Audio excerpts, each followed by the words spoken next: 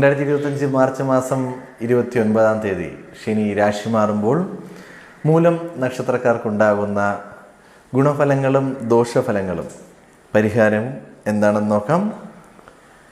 ഈ നക്ഷത്രക്കാർക്ക് ഇനി വരുന്ന 2.5 വർഷ കാലഘട്ടം കണ്ടക ശനി ദോഷമാണ്.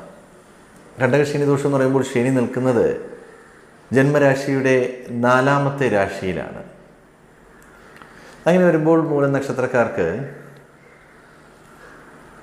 ഗ്രഹസംബന്ധമായ ദോഷങ്ങൾ ഉണ്ടാകാൻ സാധ്യത വളരെ കൂടുതലായി കാണപ്പെടും. അതായത് വീട്ടിനുള്ളിൽ അഭിപ്രായ വ്യത്യാസങ്ങൾ, വീടിന് വേണ്ടി ധനം ചിലവാക്കുന്ന ഒരവസ്ഥ, വീട്ടു സാധനങ്ങൾ കേടുവരുന്നു, നമ്മൾ വീണ്ടും വാങ്ങിക്കുന്നു, ചിലവുകൾ വർദ്ധിക്കുന്നു, വീട്ടിനുള്ളിൽ മനസ്സമാധാനമില്ല, അഭിപ്രായ വ്യത്യാസങ്ങൾ, സന്തോഷമില്ല.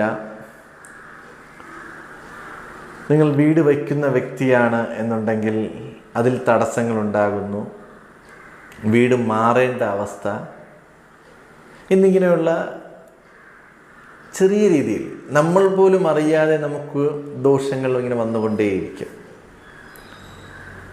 കണ്ടകശനി ദോഷത്തിൽ 4ാം ഭാവത്തിൽ ശനി നിൽക്കുമ്പോൾ ഇതുപോലുള്ള ഗ്രഹസംബന്ധമായിട്ടുള്ള ദോഷം,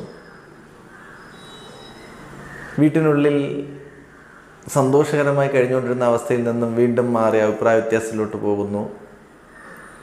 രോഗാവസ്ഥ, വീട്ടിൽ സുഖമില്ലാത്ത ആരെങ്കിലും വ്യക്തികളുണ്ട്, വയസ്സായ വ്യക്തികളുണ്ടെന്നുണ്ടെങ്കിൽ അവർക്ക് അസുഖം കൂടുന്നൊരവസ്ഥ, ഇങ്ങനെയൊക്കെ. അപ്പോൾ ഈ നക്ഷത്രക്കാർ, മൂല നക്ഷത്രക്കാർ ഈ ദോഷം ബാധിക്കുന്നതിനാൽ അയ്യപ്പ സ്വാമിയെ അഭയം പ്രാപിക്കുക.